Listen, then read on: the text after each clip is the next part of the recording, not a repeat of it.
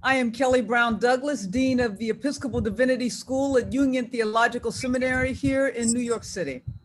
I'd like to thank each of you for joining us for another in our series of Just Conversations, where we engage issues of racialized inequities intrinsic to our nation and our collective responsibility to create a more just future. Today, as we remember and celebrate the legacy of Jonathan Myrick Daniels, I am pleased to have with me in conversation Joe Daniels, co-chair of the Diocese of Central Gulf Coast Commission on Racial Justice and Reconciliation. Also joining me is the Reverend Deacon Carolyn Foster, co-chair of the Diocese of Alabama's Commission on Truth-Telling, Racial Justice and Reconciliation, and Sarah Lawton, who will be one of the legislative commissioners on the Racial Reconciliation Legislation Commission as the General Convention prepares to meet in the Episcopal Church next year in Baltimore. Thank each of you for being with me on today. Now, before we talk about the upcoming Jonathan Daniels Pilgrimage and its importance, first I'd like to ask Sarah, because I understand you have family connections in many ways to Jonathan Daniels, if you could begin by telling us something about Jonathan Daniels, why we're here and how he ended up in Haynesville, Alabama, and indeed as a feast day in the Episcopal Church. Thank you so much. This is not my story. Jonathan died before I was born, but it's really my mother's story and my father's story, because my father was a classmate of Jonathan's. My father was at ETS and my mother was working in the Northern Student Movement, actually with Byron Rushing in Boston, and they were active in the civil rights movement in the Boston area. And in March of 1965, when Bloody Sunday happened and the call went out for clergy, religious people from all over the country to come to ETS responded. My parents were two of the people who organized that effort and organized 11 people to go to Selma in response to that call. And they ended up traveling, 11 of them traveled for Turnaround Tuesday, what became Turnaround Tuesday. And then another group went and participated in the march that made it, that actually made it over the bridge and across the state. And I actually have newsletters from that time of describing how the community came together to organize, raise money. They raised, I think it was $600, $5 here, $20 there, to send. And of course, Jonathan was one of them. And it was my mother who was really part of the small group that persuaded him to go. And he had been, I think, a little bit reluctant whether he should go. You might remember that the bishop of Alabama at the time had said, "Don't come." And so he wondered whether that was an appropriate thing, but he ended up being part of that group. And of course, he and Judith Upham ended up staying coming back, collecting their things, taking a leave, going back and working for voting rights in Alabama, in Lowndes County that summer. And then we know how those events unfolded. And how I have all these papers is that my mother was part of that group 26 years after his death that worked to put his name on the calendar in the first reading in 1991.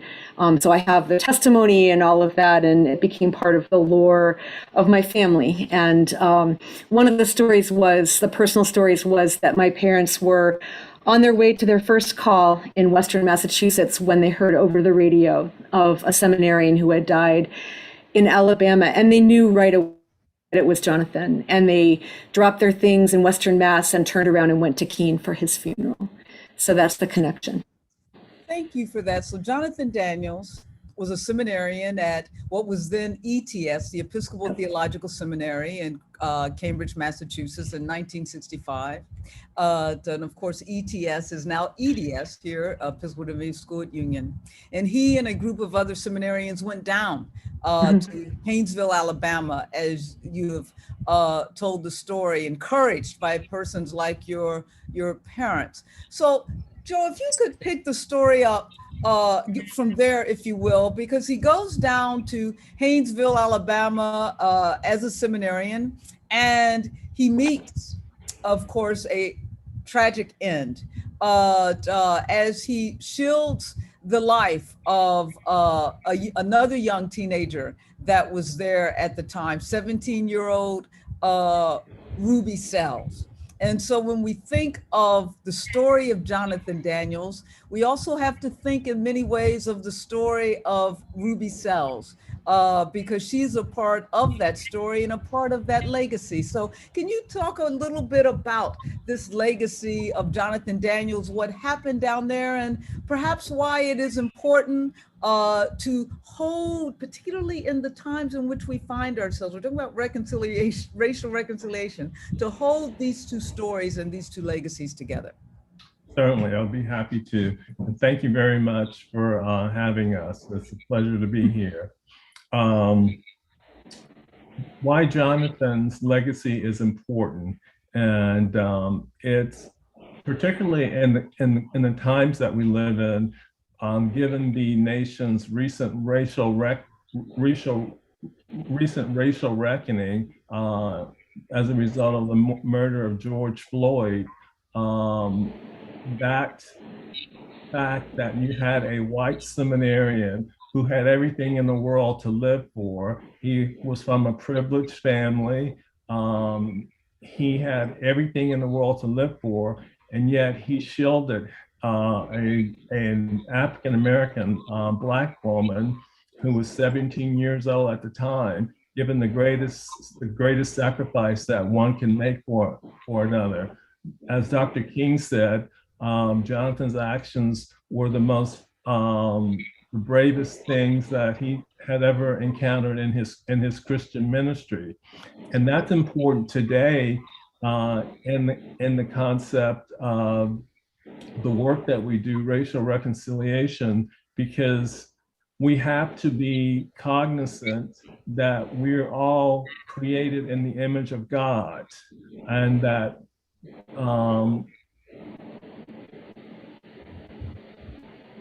we are all created in the image of God, and we have to be cognizant of that fact. And racial reconciliation is one of the most difficult areas to work in because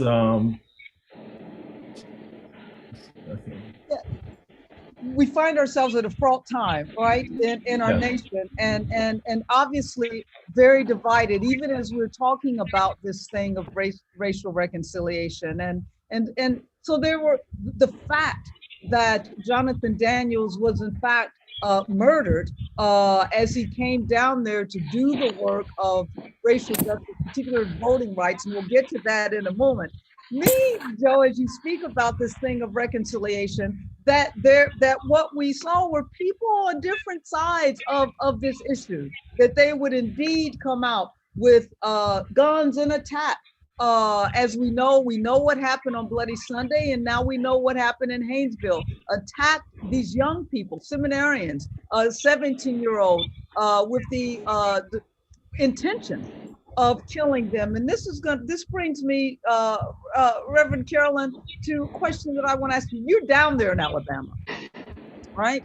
Yes. And so in as much as we are here talking about the legacy of Jonathan Daniels and the legacy that even lives on through a civil rights activist like Ruby Sells, who also went to Episcopal Theological Seminary later.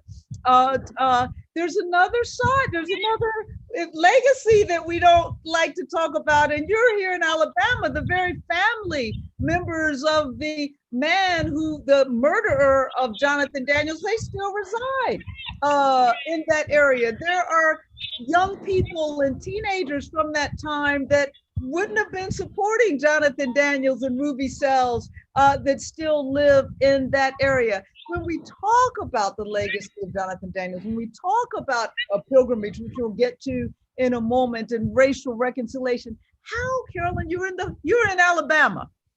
How do you lead, if you will, across the differences so that we can make what Joe was talking about really a possibility? Yeah, I grew up I was born and raised in Alabama, particularly in Birmingham, Alabama, and all of its history of racial violence and so forth. And Lowndes County had a nickname of being Bloody Lowndes. So it was very much full of tension, full of violence. As we all know, what happened in Selma, which is only like 40 minutes south of Lowndes County. So that's our history here in Alabama.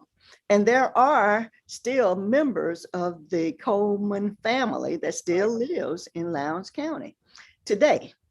But for the past over 20 years now, we have recognized the death and commemorated the life of Jonathan Daniels and what he did there in sacrificing really himself on behalf of the people who lived in Lowndes County. As you said earlier, he and Judith not only came to Lowndes once they heard Dr. King's call, they stayed. After the event, they stayed and became a part of the community. And so what we have done in the Diocese of Alabama and Central Gulf Coast is to continue to try to build relationships in those communities, because there is a lot of shame based upon what happened there. But over time, we have been able to build some really strong relationships with community leaders, with the commissioners down there, who now help support the pilgrimage that we do every year, who speak, who host youth groups when we're down there. So it is all about trying to get over the shame of what happened in the past, but not to forget it, but to move past it and to be reconciled in terms of racial tension and justice. Justice is what we are all reaching for. And I think it's what they want too in the long run. But you've got to get them past the shame and guilt of what happened in those days. Yeah, I'm struck by what you all say in this regard, both of you saying the symbol that is Jonathan Daniels, because there is some significance and importance to the fact, as Joe suggested, that he had, all to live for. He was male and white and privileged in those regards, and yet responded to the call. And in some ways gave up that privilege in order to identify with what I like to say, the crucified classes of people, that which we are called to do as Christians. So he took seriously what it meant to bear the cross, and allowing us all to know that call that we are all, just because we happen to be raised a particular way, does not leave us outside of the call, right, for justice. And he stayed there, as well as Judith. They stayed there after even the other seminarians and others went back. But as we talk about that and this pilgrimage, and it's the legacy today, and you're back down there in Alabama, and the pilgrimage is back down there in Haynesville, and we're learning it's more than a pilgrimage. I promise we'll get to that. But here's the interesting thing. It's like history's repeating itself, right? Here we are, Jonathan Daniels was down there giving his life. He didn't go to give his life. He went to fight for justice, but he bore the cross, gave his life for the fight for people to have the right to vote. Here we are in 2021, and the very voting rights that he died for are being taken away from the very people for whom he was fighting for to have the right to vote. So What does it mean now to think of Jonathan Daniels? What does it mean now to engage in a pilgrimage at a time when indeed that which he died for is once again under attack? Sarah, do you want to take that?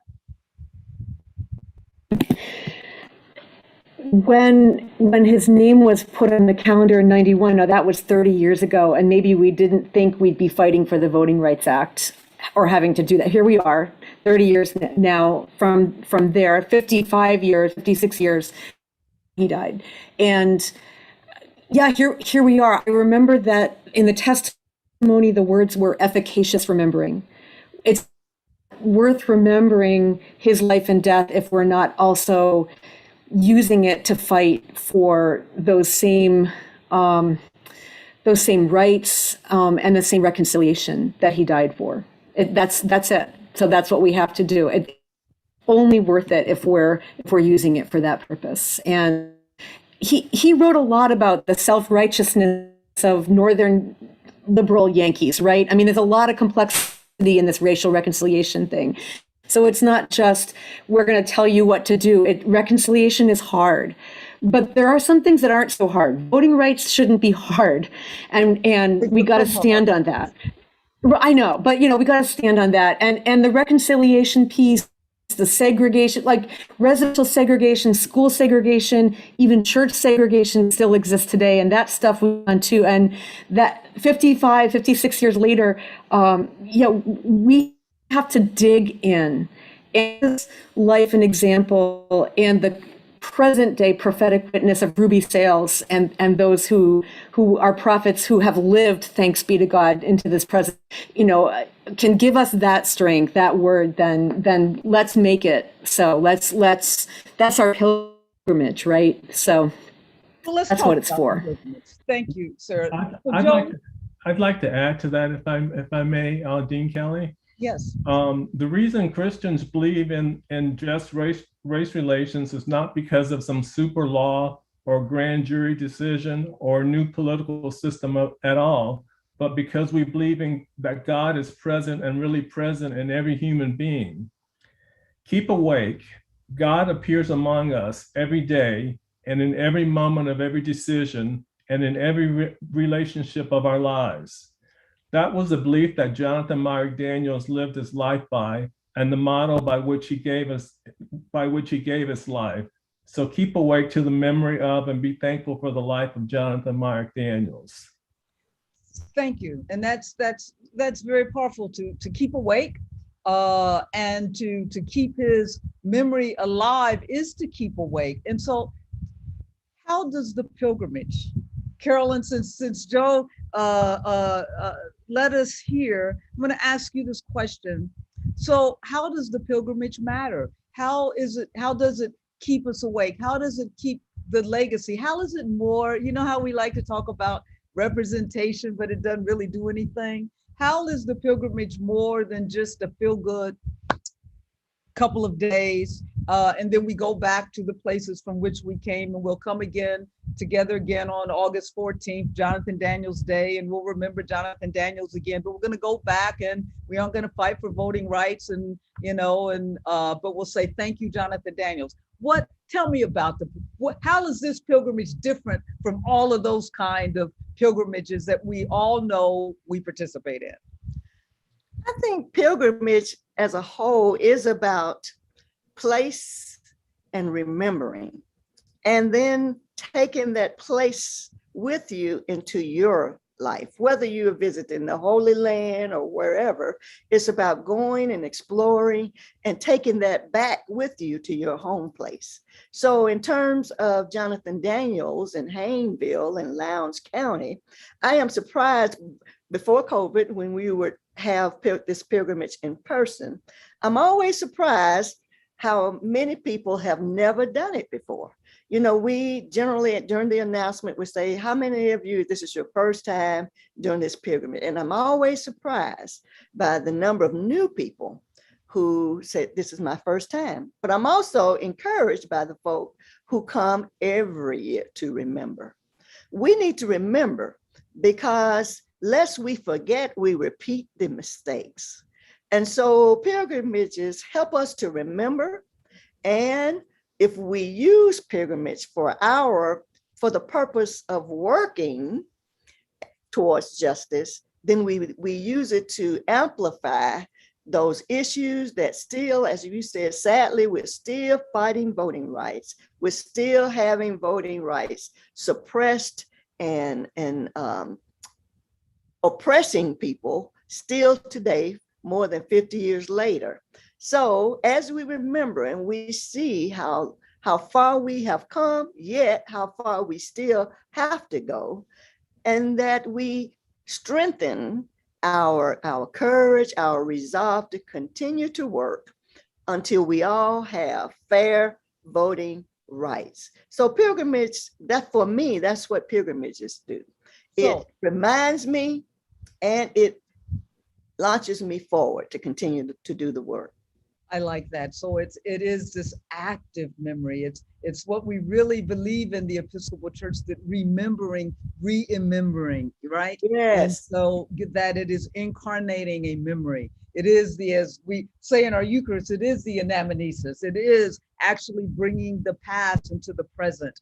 And that's what this pilgrimage is trying to do. Bring the past that was Jonathan Daniels into the present, carrying on that ministry. So when people come to this pilgrimage this year, you've got some powerful speakers this year. And speaking of voting rights and someone very engaged in that, what should the people expect in this pilgrimage? Make them want to come.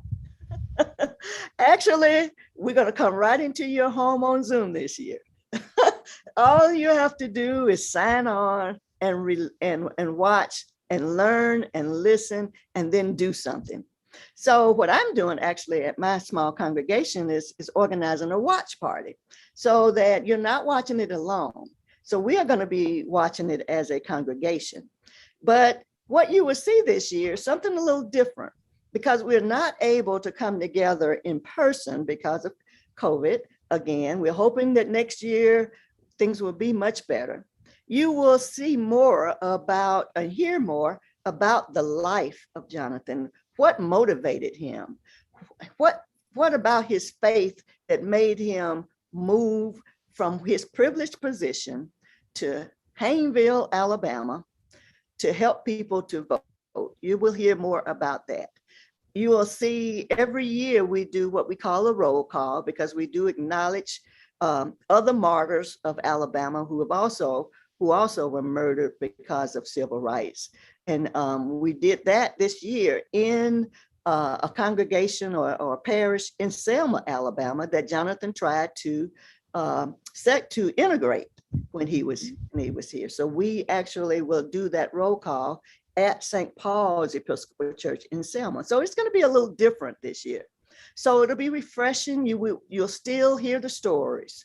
You'll still feel as if you really understand what motivated Jonathan to come to Selma, to come to Lowndes County, to come to Haynesville, and to ultimately give his life. But it will be a little different this year. So it'll be fresh and new, but yet the same. And Joe, tell us who your keynote speaker is. Our keynote speaker this year is the Reverend Senator Kim Jackson from Atlanta, Georgia. She is an Episcopal priest, openly gay, and she hails from Georgia, which has passed the second most restrictive voting rights legislation, second only to Texas, if the governor can get the Democrats back there to have a quorum to pass that legislation. But we're excited about our keynote speaker. She is dynamic, and she will bring a powerful message to us. And indeed, she will. And she has been engaged for so long in a ministry of social justice, racial justice, reconciliation, and activism. So, a couple more questions to get you out of here. Jonathan Daniels was a seminarian, and you know, a seminarian in fraught times, obviously. And here we are again in fraught times. What's the message to seminarians? What would you want seminarians to hear from Jonathan Daniels as they move through toward ministry today? Carolyn, you look like you're ready to jump I in. know. I'm excited. You know, I'm a deacon. So of course, Right. I will have a lot to say about that, because I see not only my ministry as a deacon, but all ministry of the lay ordained as being more than just behind the pulpit, but in the public square. And that is exactly what Jonathan was learning about his ministry in seminary, but he took it from the pulpit to the public square. And so that's what I see as my ministry as a deacon. And that's what I challenge all, quote, ordained ministers to take their ministries from behind the church is really us, the people. And we have to be in the world. We have to be in the world and minister to the world's needs. Because as we know in the Episcopal Church, we say that when I give the dismissal at the end of every sermon, I actually ask people or tell them or proclaim for them to go into the world rejoicing in the power of the Spirit. So that's where our real ministry is. We come into the building to be equipped, to be empowered, but our real ministry is in the world. And I think that Jonathan understood that early on when he heard Dr. King say, come to the South and give us a hand in voting rights. And he took that very much seriously. And in so doing, took seriously his own faith, and to partner with God to mend the world, to mend the earth. And which leads me to this: Jonathan Daniels did not leave Cambridge, Massachusetts, did not leave the comfort of ETS to die. Jonathan Daniels left there to foster life, and to foster the kind of life that God promises us all. Jonathan Daniels left there taking seriously the call of faith to partner with God, to foster, to nurture, to bring about a more just society, a more just future. So let me ask each of you, if you can, for just 30 seconds as we're getting out of here, in light of our understanding of those persons like Jonathan Daniels, who gave their life for a more just society. What, if you closed your eyes and thought about it, and thinking about a Jonathan Daniels, what would a more just society, a more just future look like? Sarah, I'll start with you. I was just looking at the paper that he wrote, and in his own words, the fact that, well, my mother, but also his own prayer, the Magnificat, was what inspired him to go. It was the God-bearer speaking, he hath put down the mighty from their seat and hath exalted the humble and meek and filled the hungry with good things. But he ends that same paper with a very incarnational theology about all of us being indelibly and unspeakably one. And he included in that a whole meditation about certainly Black men, as he would have said in those days, Black men and white men, also the racist people who were opposing the work that they were doing. So the just society has to include the voting rights, it has to include the building blocks of that just society, but ultimately the incarnational theology is that we reconcile all of us. And we're not there, but we continue on that pilgrimage. Thank you. Yeah. Joe. Okay. I was also looking back on some of Jonathan's writings, and one thing that he said that led him to come back to Alabama was that I could not stand by in benevolent dispassion any longer without compromising everything I know and love and value. The imperative was too clear, the stakes too high. My own identity was called too nakedly into question. I had been blinded by what I saw here and elsewhere, and the road to Damascus led for me back to Alabama. And I think that sums up everything about Jonathan Myrick Daniels. No, the road to Damascus leads us back to Alabama, back to the places where people are fighting for their right to be respected as sacred human beings. Carolyn, will close out with you. What's a more just society look like? I think when we are able to see one another, like I'm seeing you on screen, and like who people may be seeing me, but what I see in you is the face of God, the face of God. And when we can see the face of God in everyone we meet, they are our brothers, our sisters, the face of God. That is what a just society would look like. And we would treat one another as God would want us to treat our fellow brothers and sisters. So I think for me, a just society is just for everyone to be able to see one another and see the face of God in one another. What a wonderful place to end, particularly as we think of Jonathan Myrick Daniels, born in 1939, gave his life so that indeed we would create the kind of world and kind of society where each and every single human being that has breath could live into what it means to be a sacred child of God, and thus each of us would see in one another the sacredness that is the breath of God in each of us. And so as we come to this day, this feast day of the 14th, in which our church celebrates Jonathan Daniels, and as we come to the pilgrimage in which you all will remember Jonathan Daniels, we call each and every one of you to the memory of Jonathan Daniels, which is a memory that fights for life, fights for justice, fights for freedom for all.